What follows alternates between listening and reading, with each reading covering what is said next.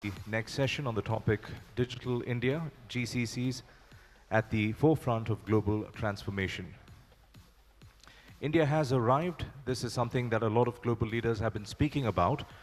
In this session, Ashutosh Sharma, Vice President and Research Director, Forrester, will share his thoughts on the hows and whys of global enterprises making India-based GCCs the hubs for developing solutions and based on such new age digital technologies.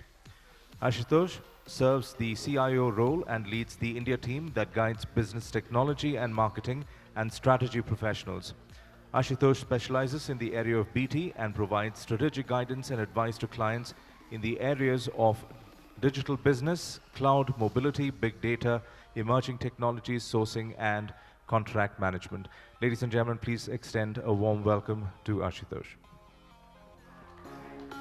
Thank you. What a great session that was a few minutes ago. I thought I'll have something new to share, for which probably I still have, but I think they covered on really relevant topics. So please join me in giving once more a big round of applause to this panel before us. Okay, so I am Ashutosh Sharma. I am, like the introduction, I'm the Vice President and Research Director at Forrester Research based out of New Delhi. And my session is going to be actually, to be honest, a bit theoretical. But before I go forward, how many of you, by the way, in audience know what Forrester does? Just by a show of hands? Okay, quite a few actually. For those who don't, this is what we do. We work with business and technology leaders to develop customer-obsessed strategies that drive growth. So kind of a mouthful, but in case you have questions, I'll be happy to explain that offline. But let's get to the interesting bits of my talk today. How many of you think that you are able to take independent decisions? Like you can decide for yourself independently without any help? Only me? I would think more of us. We have been given a fairly mature brain, so I'm assuming most of us can do it. But how many of you believe that we actually do that? Do we independently make all of our decisions? We probably don't. And of late, there's something that's mediating most of our decisions as we go through life. For example, as some of you might have come here, you must have taken help from some algorithm which helped you decide what path, what service to take and how do you kind of arrive. On the way, if you try to entertain yourself or elsewhere, there's some algorithm which is touching your life. And while you were coming here, if you took directions, there is again an algorithm working behind the scenes. If you are into shopping, algorithm again. Even for more involved and complex decisions like managing our own finances, we have banks, and quite a few of the banks which were here in the forum, they use algos to influence the way we decide. But most importantly, we are seeing even the most important decision that some of us are making in our lives, that's getting married, is also being influenced by algos. So I kind of proved my point, right? Algos are pretty much everywhere. They touch you in all possible ways. So we are kind of living in the world which is increasingly driven by algorithms. So what does it mean? If you look at the history of industry, about 100 odd years ago, there was an age of industry which kind of revolutionized the way firms functioned and the way they kind of did manufacturing, the way they were deriving competitive advantage over their peers, and because we introduced mass production and things like that. Then came the age of information where firms kind of increased their productivity, and towards the more recent few years, even individuals like us, we also improved productivity to such a great extent that kind of power shifted in our hands, right? We kind of, with the help of the ever-present smartphone, became even more powerful than the enterprises themselves. But now, enterprises are striking back, and they're striking back with the help of algorithms. And the power is shifting from individuals to algorithms, right? And whichever firms which owns the best algos and the best data to kind of influence their customers and to compete with their peers, that's the firm that's going to win. So how you guys, GCCs, or for that matter, any enterprise, how are you guys going to make it happen, right? How are you going to prepare yourself and your organization in this new age? So my talk is going to be pretty much around that today.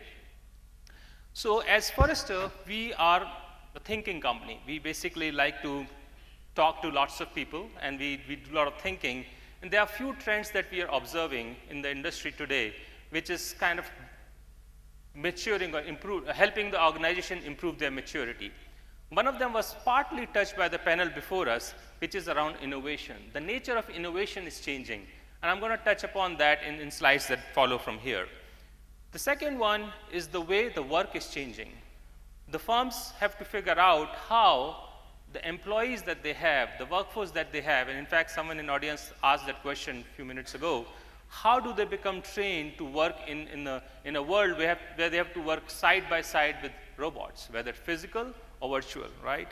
And third is how the enterprises become more adaptive. How do they respond to the changes that are happening in the world, and how do they deal with those changes? So these three trends are very, very important. I'm going to kind of touch upon them, but most important thing is every organization, for it to become successful, has to be customer obsessed. Again, a point corroborated by the panel before us. So I won't go into too much depth of it, but just some data points. We have found that the customer obsessed companies perform better. They have much better revenue performance, even the margin performance. If you are customer obsessed, you're likely to have much better margin performance, believe it or not. But the last one is the most important, and this is going to be probably the most relevant for the GCCs who have a huge number of employees working with them, right? 40% chance that you have 40% more chance that the employees are going to report more happy at work if you have a good customer-obsessed enterprise. That means the employees are able to achieve the outcomes that they're working towards, and they can help the customers that they are trying to help, and they feel more satisfied. And that leads to much lower attrition rates and all the good things that come with having happy employees. So in short, customer-obsessed companies perform better. And Forrester has certain guiding principles as to how do you become customer-obsessed. The kind of operational focus, but we have these 4 principles. And I'm going to take these 4 principles and show you what those 3 trends that we talked in the beginning, the technology-driven innovation, future of work, and adaptive enterprise relate to these. First is you have to become customer-led, not just simply customer-aware, certainly not customer-naive, but customer-led. Second is you have to become insights-driven. Move from just having loads of data, move from being data-rich to insights-driven. You have to become fast. You have to be able to work at a very rapid pace when it comes to innovation, when it comes to delivery of the services, when it comes to delivery of even the applications within the enterprise. Then you have to be connected. Again, another point that's well established by the panel before us. How do you become an innovation firm which is driven by tech? And this is our definition for that. A tech-driven innovation is basically a discipline in which you are experimenting with technology in a rapid manner to discover and invest in a future which is focused on disruption. So it's slightly different from the way we have known innovation in the past. Innovation has been around for some time, and lots of firms have been doing innovation in one way or another. They have set up innovation labs, and they have struggled with it. But still, it's been found that the agile and innovative companies, they grow much better. 60% of the firms have started an innovation unit in 5 years. 70% of them are going to invest more in that. But most of those efforts are kind of starting to falter. So what gives, right? How exactly do you make sure that the innovation spend that you're making, the way you're going to innovate is different from the way you have done in the past? Earlier, the focus of innovation was much more formal, right? You set up innovation lab, you put some team, you give some money to kind of work on them, and you expect some outcomes out of it. And unfortunately, that approach hasn't worked, primarily because we are much more siloed, and we have not leveraged technology to the extent. Technology was kind of a bad word, that you basically start with a business goal in mind. You basically keep customer in mind, and that's only when you can innovate for a better outcome. But actually what we are saying now, it's not like that. You also have to leverage the technology, the emerging technology specifically in a much more experimentative manner, in a much more rapid and fail fast manner to come up with outcomes which can help you drive much better innovation outcomes. In fact, our research shows that the data is also pointing towards that.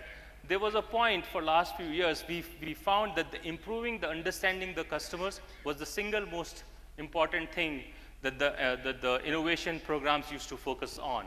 But in last 1 year, we saw that the investing in emerging technologies has picked up. So we are finding that the firms are actually turning towards technology to drive innovation. And that's why we are saying, as you focus on your innovation program, try to make sure that they're driven by tech, not just by having your singular focus on driving customer or business outcomes. Where exactly does your company stay, right? On this particular chart, if you look at the two axes, on the X, how mature is your company with respect to leveraging technology? How technologically adroit that you are? On the Y-axis, you have adaptability. How adaptive you are with respect to leveraging or the changing in response to the conditions that are changing around your organization. So on the two axes, all of us want to be disruptors, but you cannot be disruptors if you just have technology-led focus, or you cannot be disruptor if you are not adaptive enough, right? So Nokia, the most famous example, they thought that they were among the best technology firm in the world, and they were actually doing pretty well. They had billions of dollars in valuation, and they thought, for example, and this is something that their chairman said after the fact in an interview, that when iPhone was coming up, we thought that since we have good technology capability and very good engineers, we can probably catch up with whatever some of these peers of ours are going to do, and we can simply be a fast follower. But unfortunately for Nokia, they realized they were not fast followers. They thought they have really good technology. They did not. So they had lots of silos. So they were not able to adapt to those changing requirements that the advent of iPhone kind of posed on them. And they thought that they will be able to kind of build this new type of device, but majority of their technical skills were focused towards building a smaller phone with huge prolonged battery life. So even though you believe that you are technologically adroit, you actually may not be. Even though you believe you might be very adaptive, you may not be. So Nokia found that they were actually there, and hence they were in big trouble. And that's why we found that they actually ended up selling the company in just millions instead of billions that they were initially valued at. So technology innovation actually happens in chains. There are multiple layers. So there's a layer of physics innovation where you have the CPUs and the networks and the memory that some vendors and some partners are working on. In fact, right after me, there will be a session on quantum computing, and that kind of falls in that layer. Then there's an infrastructure innovation layer, which is around the automation and the storage and all those infrastructure components. Then you have software innovation, which is at the application layer. And finally, you have some breakthrough opportunity that comes out of it through this chain. So as a firm, you have to look at what exactly is your innovation focus and how you're working across these technologies. And you have to build some sort of a portfolio of innovation to work on these technologies. So on the very bottom left, you have this incremental change that firms do by their natural being. There's always some sort of continuous improvement program that's they're running. So the blue circle at the bottom left is around that. Then the second blue one, which is around the digital disruption response, firms believe that they can actually be fast followers, right? And they realize that they may not be. But actually, the darker blue ones is that what you aspire to be. You need to be able to leverage technology to drive that newer business value to your customers, as well as maybe get into some adjacent industry sort of disruption. And the last but not the least, the moonshot. In fact, someone did allude to that as well. So you have to try, even though you may not be very, very successful in achieving the moonshots, but what it does to your organization is it basically changes the culture, it changes the way they think, And Clayton Christensen, who is kind of an authority on innovation and disruption, essentially, he says that an organization has a much better chance of success if they simply attempt for moonshot. They may not even get the moonshot. So the innovation program has to be kind of centered with this portfolio approach, and you need to have some sort of distribution and not just focus on incremental change. Second one, which probably is more interesting for GCCs here, is around the future of work. The work is changing. We have more and more algos, working side by side with people, and the nature of the task is actually going to be different as well.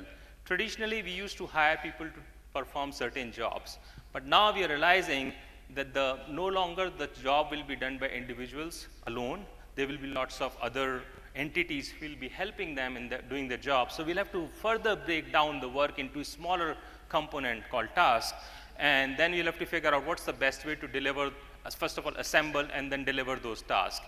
And algos are going to come, and humans and machines are going to arrive at the optimum outcome. So there'll be a pool of tasks.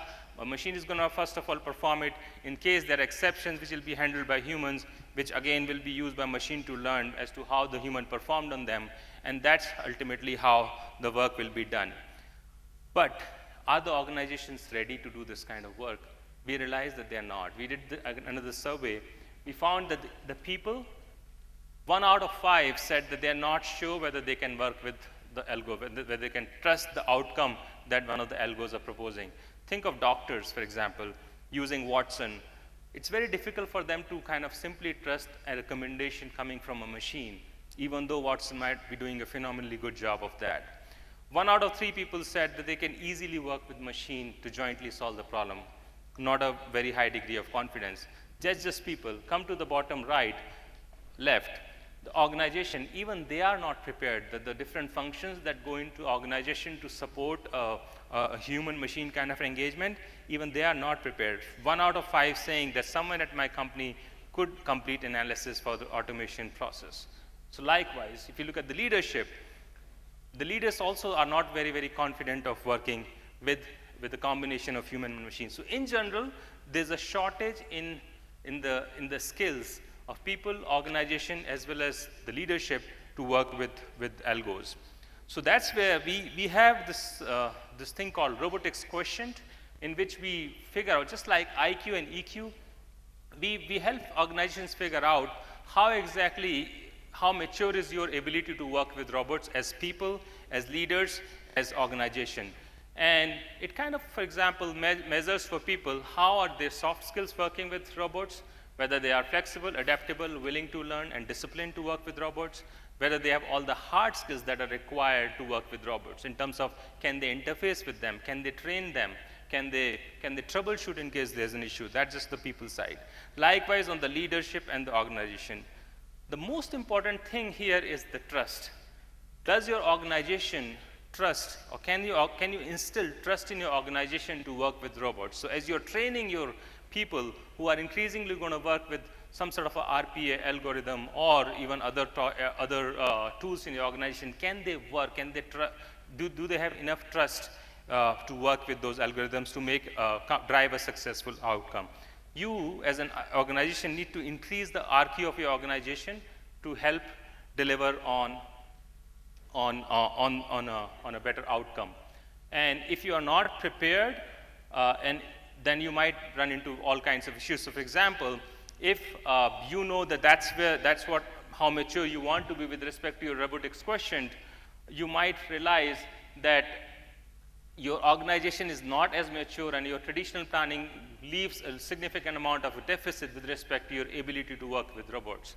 That's going to drive down employee experience. So for example, you might give in really fancy robots and algos, but if your people are not trained to work with them, they will struggle. And then that's going to drive down the employee experience and everything that goes with it. That's the customer experience as well as the revenue and all sorts of NPS numbers that we just talked about a few minutes ago. Your innovation capability, your adaptability, even the tech deployment, you will not even trust whether the investment that you're making are actually yielding outcome. Everything is going to struggle as a result of RQ deficits. So that's something you have to look at as you work towards future organization which is comfortable working with robots, how mature you are as an organization to work on that. And the last one is the adaptive enterprise. This is essentially different from agile enterprise, which you might have heard. Agile kind of gives a notion of a technology focused, technology centric. This is much broader than that. In terms of, is your firm able to anticipate what's going to happen with the market and the customer needs, and can they leverage technology to kind of respond to those changing requirements and needs, figure out new ways of working, can kind of quickly burst to the new types of workforce if they need to, as well as work with partners in a way that they can deliver the outcome that they were trying to do. And that will require them to move from being siloed to connected. That's kind of will be illustrated in this picture a little bit better. So traditionally, we have had silos in the organization.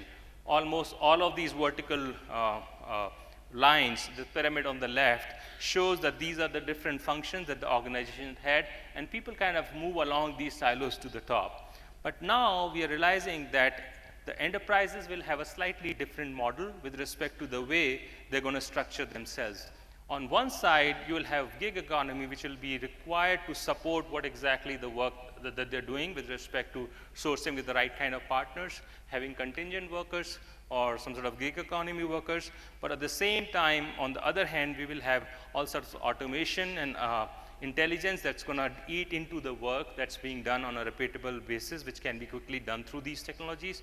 So you will be left with sort of a diamond structure, and you'll have to figure out how exactly do you work with these different constituents to make sure that you can respond to changing requirements of your business as well as changing requirements of your industry. So that's the model that you'll have to strive to work towards to drive towards an adaptive enterprise. And this is where kind of everything comes together. So if you remember, I talked about customer-obsessed operating model in the beginning. So there are 4 key principles. Your technology-driven enterprise initiatives are going to help you become customer-led and be fast. And your adaptive enterprise will help you become more connected. You have to break down the silos. Your future work is essentially towards how you become, again, more connected, fast, as well as insights-driven. This whole thing will be running on a technology foundation, which you will anyway be using, things like microservices, containers, DevOps, cloud, and all those nice things that kind of go into building the foundation of your organization. On the left and right, you have supporting functions such as the talent, org, and culture, as well as the employee experience, which is also very, very critical for you to kind of. So this is the future of the enterprise that we're looking at, and these are the different components that go into building the adaptive enterprise that you have to kind of help become. Now, what does it mean to GCC, essentially? As you are based out of a center which is probably not fully like independent in making all the decisions, or probably removed from the mothership, which is probably making lots of your decisions. But at the same time, being in a center, running a function like this, you have to figure out how do you align yourself, or how your leadership aligns yourselves to deliver to some of these trends that your enterprise might be facing with. How do you educate the people who are in this center to work with algorithms, and you can kind of train them, prepare them for the future where they will be asked to work on this increasingly more. Can you deliver a better experience to your customer? These are the things which are in your control. The kind of experience that you're delivering to the employees here will determine the kind of experience that your customers and your brand essentially will be known for. And as innovation becomes table stakes, you can become the center which uses technology to drive that innovation and drive the differentiation in which you deliver the innovative solutions to your organization, with not just the plain vanilla innovation lab kind of a setup. The fourth one is actually the fifth one is pretty interesting. This is one of the research that we have done recently, and we realized that the productivity gain that we make as a result of making technology investment is falling over the years. So in 90s, if you made like 1% technology investment, you would get 1% technology, 1% return there in terms of productivity gain. But now we are realizing over the period that this percentage has actually fallen below. So what does it mean? It means that as GCC or the technology centers, as you make your case for those technology investment, you have to factor that in as to what kind of productivity improvements that you can deliver, what sort of expectation you should be setting in terms of where exactly that investment will lead you. The last but one is around, again, having the ability to build the right amount of robotics quotient in your organization, which will require you to train the people that you have, make them more comfortable, build trust into them working with robots, and then finally build the adaptability at the enterprise level to become successful in this initiative. Thank you so much.